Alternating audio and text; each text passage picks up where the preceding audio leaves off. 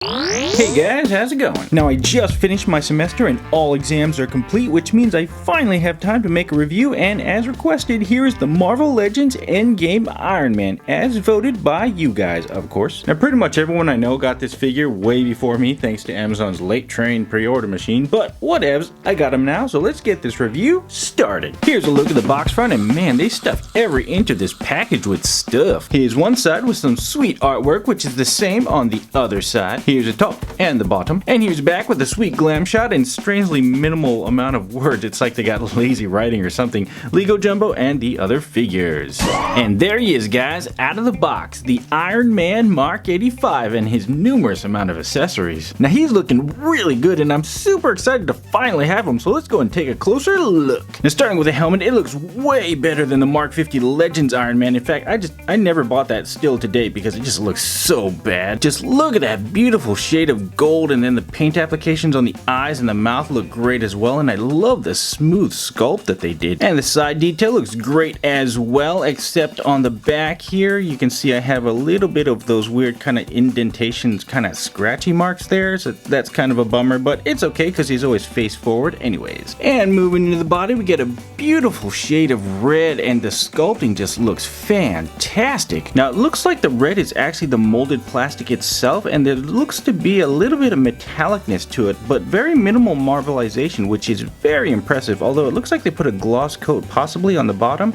and not the top, or it could just be the finish, I can't tell. And of course you gotta love the shade of gold they used. As for the arc reactor though, it's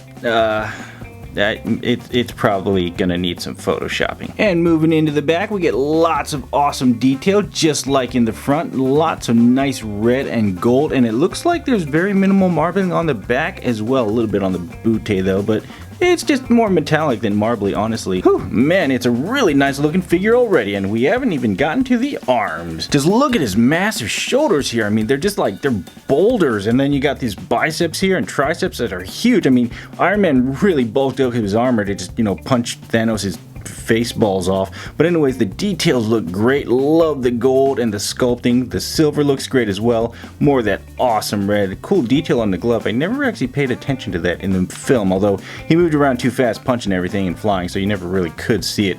Looking great all the way around. Same on this arm as well, looking super spectacular, but not like Spider-Man because he's Iron Man. Although he has some interesting checkers there on his elbow joints, little chevron or arrows pointing down. I don't know, it's like that end to punch. Although one interesting thing you can note here is that his arm is actually fully extended. It's nice that his elbow's nice and flush, as you can see like that. I love that look, but you can't go full flat with his arm. It's always at a slight angle, like he's slightly flexing, which is kind of an interesting choice. And moving into the legs, we get an awesome sculpt, just like the rest of the body. I love the details. The gold looks fantastic. The red looks clean. Lego fart. Blah.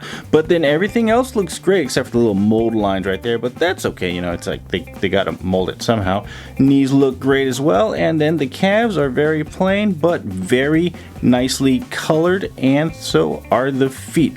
Little details there. It looks almost like he has that Velcro look on his foot there, but I don't think they're Velcro because he's Iron Man. That would just be odd. There's the bottom of the feet. I am really digging this figure so far. It looks like Hasbro went hardcore redemption mode from their Mark 50 Legends Iron Man. I mean, it wasn't super bad, but it definitely wasn't, awesome. But let's go and take a look at our now. What you heard there is what happens when your tongue is not in sync with your brain. The head rotates in a usual circle, but doesn't have very much side to side. I would say that's pretty much none at all. Goes up about that much and down a little bit as well, not too much articulation range. And his arm rotates in the usual circle with a very clicky shoulder joint that only goes about that much there, and then his bicep swivels as well with a huge gap there, And then you got a double jointed elbow. And his hand spins in a circle and goes back and forward, and what's nice is they actually have a nice big gap there, so he actually has a big range, which is pretty great for posing.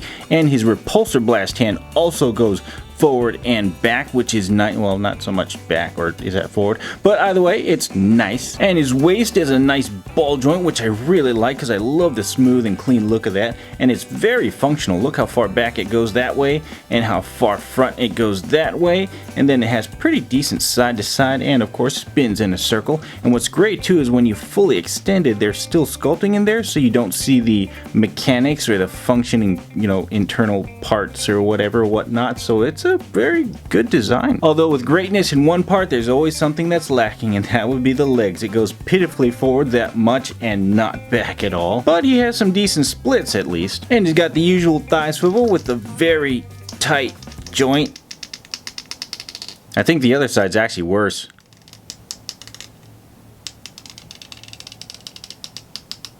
The double jointed knee works just fine though. Now the foot here is an interesting breed. There's two pieces, the foot and then this ball joint here, and it's actually a very tight joint for some reason, and because of that you can see the little ball flexes backwards as I go backwards and forward when I go forward, so that's kind of concerning. I feel like it could either snap or pop out, but either way, yeah. And then of course the foot swivels as well, and these parts on the side here are actually soft, so as you can see how it just bends out of the way, so you can get some poses there, although I wouldn't leave it because then it'll just permanently be flared. And for accessories, he comes with an Ate Too Much at Thanksgiving Thor arm, and an additional hand with a GPS time travel device, and he comes with additional hands which are really just the same hands that he has right now. It's just the same hand for each side. And then he comes with a nano gauntlet designed for the Endgame Hulk bath, which I don't have and probably won't get, so that doesn't do much for me. Now it comes apart into two pieces. This one will replace Hulk's hand and this one slides right over his wrist. Now the gauntlet portion looks pretty nice overall, although the sculpting is based on the early stage design, which is kind of a bummer. Got some gold there,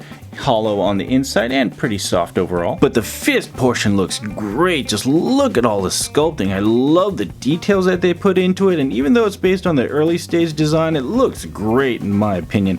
I love that gold there, and I really like the colors that they use for the stones. I love how they're just vibrant and bright, and I like how the red actually stands out from the actual gauntlet red. It looks great. I really like this. Now even though I don't have a Hulk bath to put it on, it does look great on display, so I can just kind of put it together like that and have a little nano gauntlet display. Works, right? Oh, it's so pretty. And then it comes with four of the usual Iron Man repulsor blasts here, which are actually all the same, and they're two pieces. You can just pull it apart from the middle section there. As you can see, it just pops in and out, so that's cool. And that's what it looks like plugged into his hand and feet holes, looking pretty fly for a dead guy.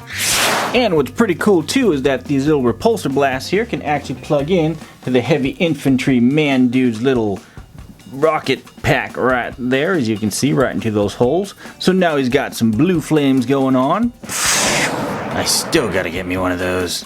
And now moving on to some comparisons. Here he is next to his fellow Marvel Legends. Here he is next to the Hasbro basic figures and the basic gauntlet that came with Mr. Hulkface. And here he is next to the Figuarts Thanos, the 80-year Legends Iron Man, the Cole Obsidian Bath, and Loser Leg Thanos. Here's some tiny Star Wars people and some big Star Wars people. Mando Episode 7 was insane!